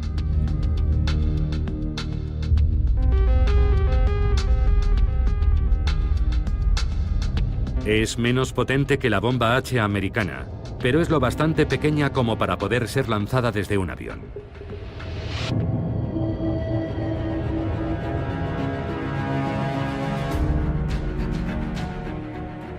La Unión Soviética ha reforzado su control sobre el este de Europa. Ha conseguido la bomba atómica, apoya la guerra en Corea y ahora dispone de una bomba de hidrógeno transportable. Estados Unidos, en plena campaña del terror rojo, lanza una cruzada para erradicar a quien se pueda culpar del éxito comunista. En ese clima de miedo y de sospechas, Robert Oppenheimer está a punto de convertirse en el objetivo, la víctima de Louis Strauss. Strauss es horrible, una persona horrible. Es uno de los malvados de esta historia. Strauss solo busca la forma de atacar a Oppenheimer, de humillarlo. Strauss nunca perdonó a Oppenheimer que se opusiera al programa de urgencia para desarrollar la bomba de hidrógeno. Cuando el presidente Eisenhower nombró a Strauss presidente de la Comisión de Energía Atómica, Strauss pudo vengarse. Lo que hizo al tomar posesión fue iniciar un proceso para privar a Oppenheimer de su autorización de seguridad. La comisión convoca una vista. Strauss elige a los jueces y al fiscal, y les proporciona informes secretos sobre Oppenheimer que se remontan a los años 30 y recurre al FBI.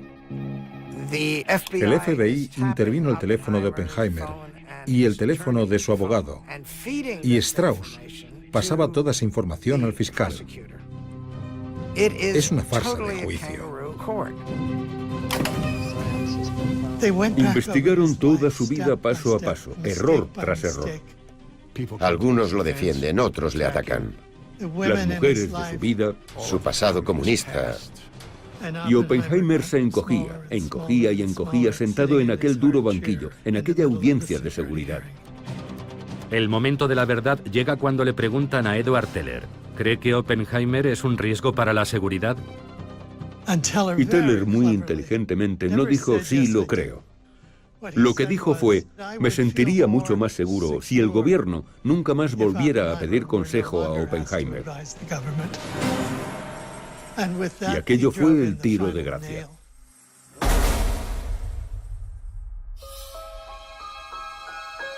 El padre de la bomba atómica es despojado de su autorización de seguridad y expulsado del gobierno para siempre. Era la época de la caza de brujas. A mí me pareció repugnante, francamente. Consiguieron justo lo que sus enemigos querían conseguir. Aquello le destrozó, lo mató espiritualmente. Pero Teller tuvo que pagar un precio. El odio hacia Edward era tan denso que podía cortarse con un cuchillo. Creo que los colaboradores más próximos a Edward, al menos en Los Álamos, le despreciaron por ello el resto de su vida.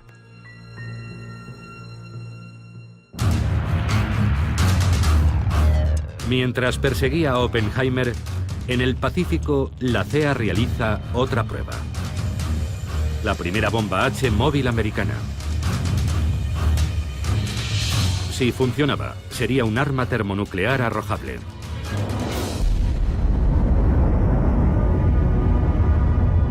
El 1 de marzo de 1954 queda demostrado que la bomba sin duda funciona, aunque demasiado bien. Debido a un error de diseño, es el doble de potente de lo calculado. 15 megatones, el equivalente a 15 millones de toneladas de TNT. Aproximadamente 1000 veces más potente que Little Boy. Es una bomba gigantesca. El hongo atómico alcanza los 25.000 metros de altura, esparciendo su radiactividad por la atmósfera. La lluvia radiactiva contamina islas habitadas y un barco pesquero japonés, irónicamente llamado Dragón Afortunado. Uno de los pescadores japoneses muere. Más de 200 isleños enferman. La prueba secreta se convierte en un incidente internacional por la lluvia radiactiva. Llamó la atención de la opinión pública mundial sobre las pruebas nucleares atmosféricas. ¿Deben realizarse esas pruebas? Cuando se hace, los vientos arrastran la radiactividad, exponiendo a todo el mundo a la radiación. La increíble potencia de la bomba H demuestra la futilidad de la defensa civil.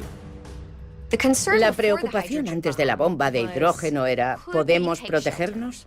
Lo que demuestran las pruebas con bombas de hidrógeno es que tal vez no exista defensa posible salvo huir. Se calcula que en Nueva York morirían más de 4 millones.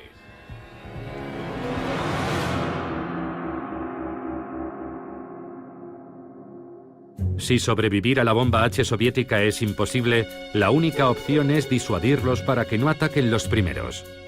El presidente Eisenhower crea una nueva política.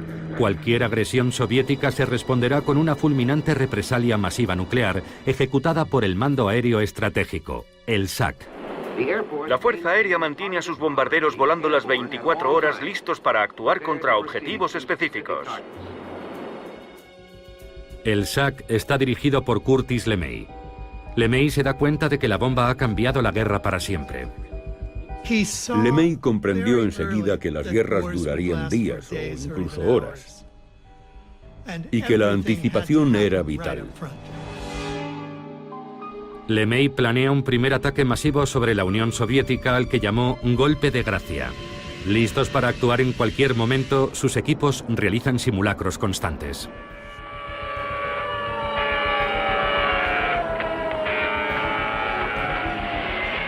Los B-47 y B-52 despegan desde todas las bases. De repente había 90 aviones despegando desde aquella base cargados de bombas nucleares. Y no sabías si era para una misión real o no. Todo era alto secreto. No recibías instrucciones hasta que estabas volando. Y en otras 10 bases pasaba lo mismo. Los aviones se dirigían a la Unión Soviética y a menos que la Unión Soviética se retirara de inmediato, no había vuelta atrás. Este teléfono rojo activa la línea directa del SAC con sus bases en los 4 continentes. La represalia masiva supuso que la defensa estuviera controlada cada vez más por la Fuerza Aérea. La Fuerza Aérea controlaba el 47% del presupuesto nacional de defensa, y la Marina y el Ejército empezaron a pensar, será mejor que consigamos también bombas atómicas. La competencia entre los diferentes cuerpos hace que el arsenal nuclear americano crezca y se diversifique.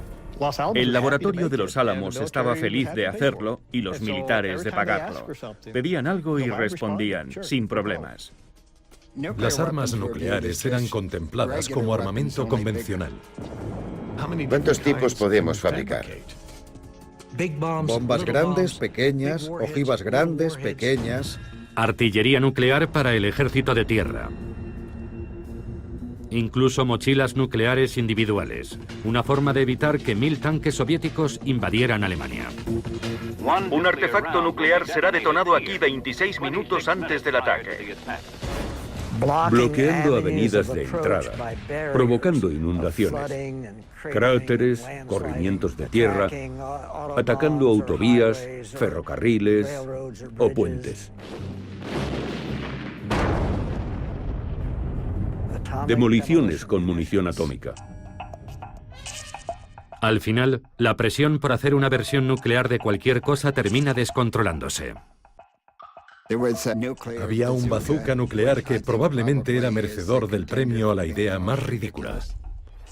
La detonación es perfecta, liberando su letal radiación. Algunos físicos dijeron que se podía fabricar una granada de mano nuclear. El único problema era encontrar a alguien lo bastante estúpido para lanzarla. Así llega a su apogeo el arsenal atómico americano. En 1947 teníamos un arsenal de 13 bombas. En 1953 supera las 1100. A finales de los 60 teníamos más de 31.000 armas nucleares, de 36 tipos diferentes. Yo me preguntaba, ¿de verdad se necesita todo esto? Creo que la mayoría de los militares pensaba que sí. Y creo que la principal razón era política. Ya sabes, tenemos más que tú. El último ejemplo del "tenemos más que tú" llegó en octubre de 1961. Los soviéticos detonan la bomba más potente de la historia.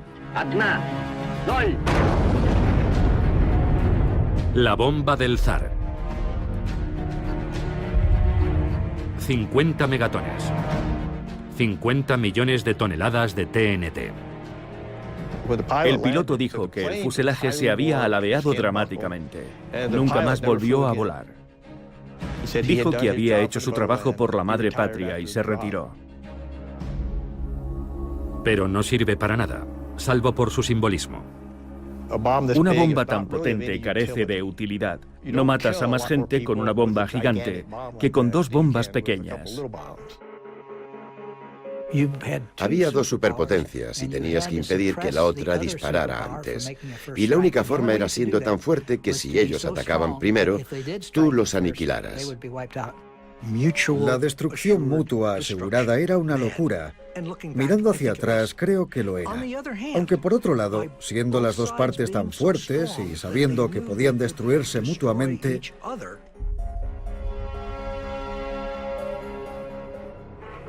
se mantuvo la paz. Hasta que estuvo a punto de romperse. En octubre de 1962, el líder soviético Nikita Khrushchev ve la oportunidad de asestar un audaz golpe en el patio trasero de Estados Unidos. Khrushchev decide desplegar misiles en Cuba para alterar el equilibrio de poder. Todavía hoy siguen apareciendo nuevos detalles sobre el juego estratégico de Khrushchev. Aún no conocemos todos los detalles, pero no eran solo los misiles. Los soviéticos planeaban crear una enorme base militar en Cuba, la base militar soviética más grande del mundo. Khrushchev pretendía cambiar por completo el mapa de la Guerra Fría, radicalmente, sin precedentes. Pero para lograrlo, Khrushchev tenía que hacerlo en secreto. Si Estados Unidos descubría que los misiles iban a Cuba, se lo impediría. Y casi lo consigue. Pero antes de que los soviéticos puedan completar su despliegue, un avión espía estadounidense descubre el plan. El enfrentamiento comienza con un discurso. Eran casi las 9 de la noche cuando anunciaron que el presidente iba a dirigirse a la nación.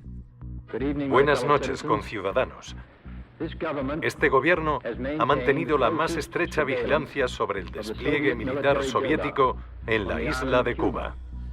Y mi padre me dijo, creo que han descubierto los misiles. El despliegue de una serie de misiles ofensivos se prepara ahora en esa isla prisionera. Los soviéticos estaban muy preocupados porque esperaban que Kennedy anunciara no solo el bloqueo, sino también la invasión de Cuba.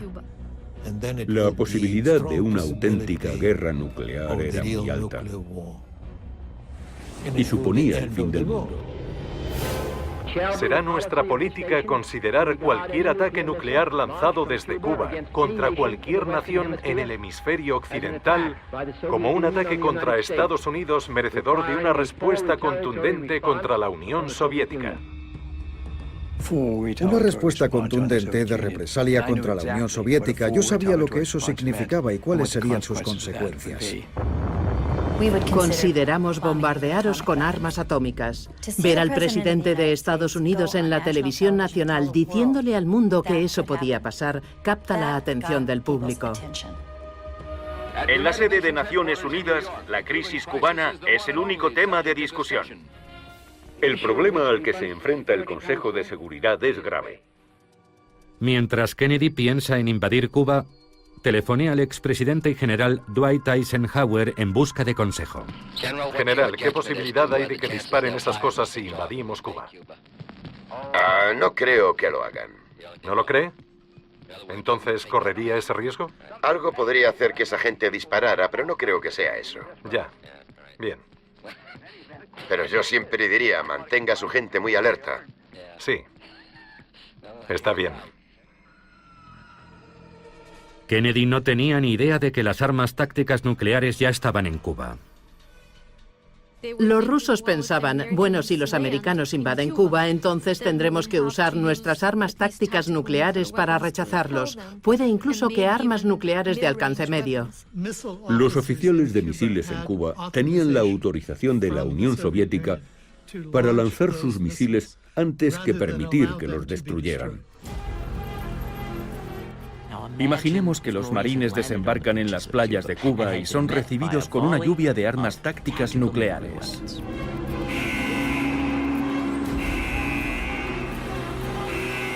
Fueron unos días terroríficos. Yo estaba convencido de que iríamos a la guerra. Cada vez que entraba en aquella sala pensaba que aquel sería mi último día en la Tierra.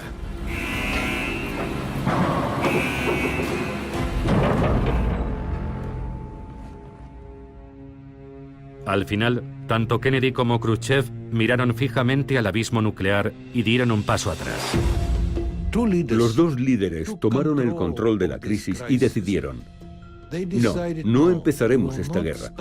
Intentaremos resolver esto con la diplomacia. Es una verdadera historia de aprendizaje cuando se dan cuenta de cuáles serían las consecuencias. Khrushchev cambió totalmente su posición, de forma radical, muy rápidamente. Khrushchev retira los misiles. A cambio, Kennedy accede a retirar en secreto los misiles desplegados en las fronteras con la Unión Soviética. La crisis de los misiles de Cuba fue un momento mucho más crítico de lo que la gente cree actualmente. Los dos lados se comportaron de una forma temeraria, muy temeraria. Pero cuando vieron el peligro real, ambos hicieron concesiones y fueron muy razonables. Puede decirse incluso que con la crisis de los misiles comenzó el proceso de control de armas. El presidente de Estados Unidos firmará ahora los instrumentos de control de este tratado. 9 meses después de la crisis de los misiles, Estados Unidos, la Unión Soviética y Gran Bretaña firman el primer tratado de prohibición de ensayos nucleares. Se prohíbe las pruebas con detonaciones atmosféricas en el espacio y submarinas. Y un año después se establece la primera línea directa entre Washington y Moscú.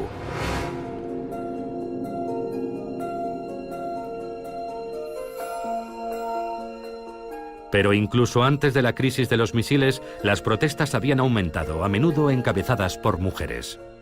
No den leche radiactiva a mis hijos. Hacen pruebas atómicas. El viento lleva la radiación hasta los campos donde pastan las vacas y después cogen su leche y se la dan a nuestros hijos. No pueden seguir haciéndolo.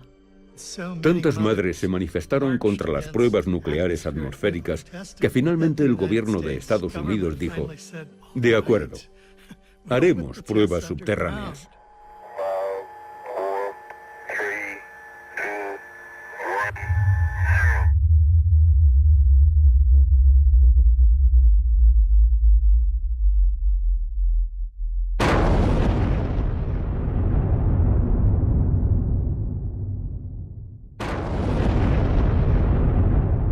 Las pruebas nucleares subterráneas mostraban el uso potencial de la bomba para cambiar el paisaje masivamente. Puede que para construir carreteras, puertos, canales. Las pruebas comenzaron en 1945 y continuaron hasta el 62. Y se realizaron más de 200 detonaciones nucleares.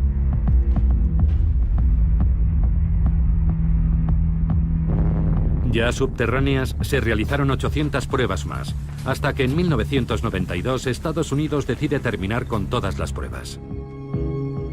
Pero los ensayos subterráneos solo fueron el primer paso. Libros y películas comenzaban a explorar lo que sería una guerra nuclear y el día después. Dramas lúgubres como La hora final, Punto límite, La oscura sátira, Teléfono rojo, Volamos hacia Moscú, o No Nukes, un documental sobre el concierto y la manifestación. El día después, una película para la televisión que vieron 100 millones de espectadores se convirtió en un auténtico acontecimiento cultural. Y Juegos de guerra, que alerta de que el único movimiento ganador en la guerra nuclear es no jugar. Lentamente pero con firmeza, el público dirige a sus líderes. Lo que comenzó en 1963 con el primer tratado de prohibición de ensayos nucleares condujo a otros acuerdos, intentos de frenar la escalada de armas nucleares. En 1986, Ronald Reagan es presidente de Estados Unidos, George Shultz, su secretario de Estado. En octubre, Reagan se reúne con el líder soviético Mikhail Gorbachev en Reykjavik, y algo extraordinario sucede. El presidente Reagan estaba sentado en un extremo de la mesa y yo a su lado. Gorbachev estaba en el otro extremo con Shevardnadze y hablamos de eliminar las armas nucleares. Reagan y Gorbachev, de una forma espontánea e improvisada, dieron el paso más importante para alcanzar un pacto entre las dos superpotencias y desnuclearizar lo que se había hecho hasta entonces y lo que llegaría después. Fue un momento espectacular en el que los presidentes de dos superpotencias enemigas de repente encuentran un punto común, un deseo común. Pero ese deseo compartido, liberarse de la bomba, resulta imposible. El principal escollo es una nueva tecnología estadounidense. La Guerra de las Galaxias, promovida por Edward Teller. Era una tecnología que los soviéticos no tenían, y ellos pensaron que podría usarse para imposibilitar que los soviéticos tuvieran una fuerza nuclear disuasiva. Y Gorbachev no pudo aceptar eso. La Guerra Fría llegaba a su fin. 3 años después de Reykjavik cae el muro de Berlín. En 1991, Mikhail Gorbachev disuelve la Unión Soviética. Todo sin haberse usado la bomba. Nos libramos por muy poco. Hubo un par de momentos críticos en el camino y... la verdad, creo que tuvimos suerte. Estos dos países fueron capaces de terminar con la confrontación más peligrosa y prolongada de la historia. En el punto álgido de la carrera armamentista nuclear, la Unión Soviética y Estados Unidos sumaban juntos más de 60.000 armas nucleares. Es una absoluta locura. Y cuando pase el tiempo suficiente y miremos hacia atrás, lo veremos como un momento de absoluta locura de la humanidad. La capacidad destructiva en ambos lados superaba el 5000%. Hubiera sido una catástrofe definitiva y, a pesar de todo, funcionó. La bomba es lo que hace que todo este ciclo, la Guerra Fría, no se convierta en una guerra abierta. Sin la bomba, en algún momento habría estallado la guerra. El legado de la bomba fue que realmente cambió la naturaleza de la política global. Las reglas cambiaron por completo. La bomba obligó a los políticos a comprender que no se podía ganar la guerra. Porque si empezabas la guerra, podías perder más de lo que podías ganar. Hoy, además de Estados Unidos y Rusia, 6 naciones más tienen la bomba, además de Sudáfrica, que la tuvo y renunció a ella, e Israel, que no ha confirmado ni negado tenerla. No tenemos control sobre ellas ni sobre lo que pueden hacer con ellas. Los más alarmantes son India y Pakistán. Algunos expertos creen que una guerra nuclear, incluso limitada entre India y Pakistán, sería catastrófica para todos.